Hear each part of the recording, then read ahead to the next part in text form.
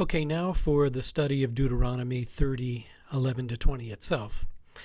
The NRSV separates this whole passage, 11-20, into two paragraphs. So I'm going to make a video for the first paragraph and a video for the second paragraph. And this paragraph, which is 11-14, asserts the accessibility and knowability of God's teachings / commandments / instructions / revelation, which is wisdom itself. So here we go, verse by verse, and again the notes are here on the website. Verse 11, quote, New RSV, "Surely this commandment that I am commanding you today is not too hard for you, nor is it too far away." This commandment certainly refers to everything Moses has already said in this second giving of the law. In other words, it's not referring to some specific commandment, but to all of them. In Hebrew, the word translated in the NRSV as commandment is mitzvot, and that word connotes teaching, instruction, revelation.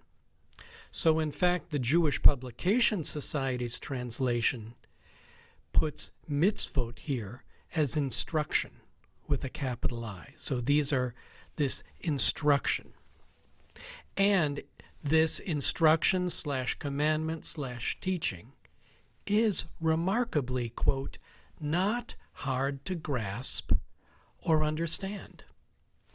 This contrasts it with esoteric knowledge claimed by cognoscenti in other religions. What Moses is saying with them, what Moses is sharing with them, rather, is knowable and understandable, and it most certainly is obeyable. Verse 12, quote, "It is not in heaven that you should say, 'Who will go up to heaven for us and get it for us, so that we may hear it and observe it?'" God's instruction / commandment is not locked up in heaven, which is a good thing, since Scripture makes clear that no human can go on a voyage to heaven.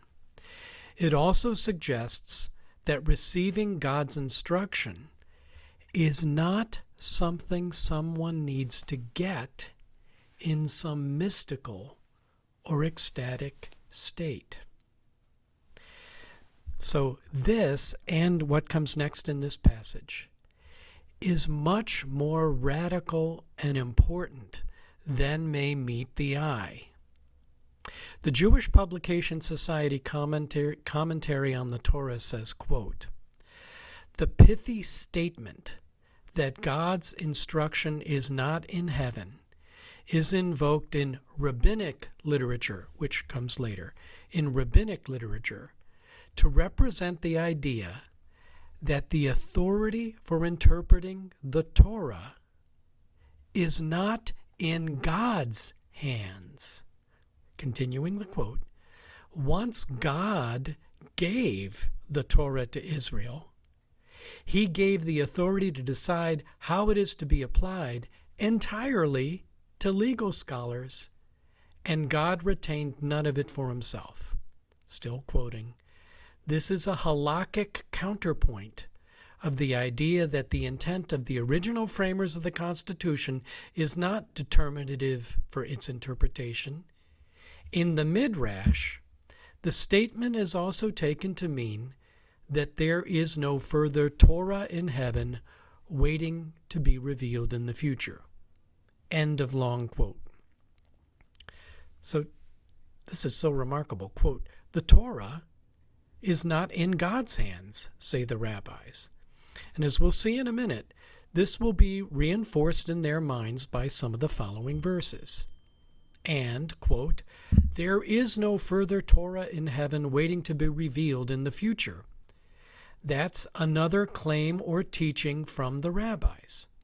And probably Christian claims about Jesus coming down from heaven to reveal God and Himself is what is being denied by this interpretation. And remember, the rabbis are writing later. Verse 13. Neither is it beyond the sea that you should say, who will cross to the other side of the sea for us and get it for us, so that we may hear it and observe it. Ancient people considered the sea as dangerous, mysterious, and unfathomable, literally unfathomable. Most had mythic stories of gods and goddesses battling the sea. So the medieval Jewish sage Sforno taught, quote, neither is it beyond the sea means you will need no distant sage to explain how to return to God. Verse 14. No, the word is very near to you. It is in your mouth and in your heart for you to observe. Again, the Jewish Publication Society Commentary on the Torah writes, in your mouth. In other words, it is readily accessible to you. You know it by heart. So compare Hebrew by mouth is the equivalent of English by heart or from memory. And I note, this reminds me of something Rob Bell says in one of his videos, that it was standard practice for kids, Jewish kids, to know the Torah by heart, by mouth. And that was their basic fundamental education. The commentary continues, this manner of speaking reflects a predominantly oral culture in which learning and review are accomplished primarily by oral recitation. They continue to note, look for instance at Deuteronomy 31:19 and 21, where it says, write down this poem and teach it to the people of Israel, put it in their mouths. It will never be lost from the mouth of their offspring. And, another quote, Joshua 1:8, let not this book of teaching cease from your mouth, but recite it day and night, so that you may observe it faithfully, all that is written in it. Since Moses taught the instruction to the people by heart, that, and not writing the copy that he gave to the priests and elders, constituted its publication. Now, sort of going off script here. So in this passage, the commandment that Moses is giving people isn't in the heaven, where it's inaccessible, or that some mystical sage needs to get it. Neither is it beyond the sea, where it's difficult to get at. It's in your mouth and in your heart. In other words, by learning the Torah by memory, by reciting it, you have access to all that God is revealing to you. We'll go on. We'll go on, in fact, in the next section and in the next video.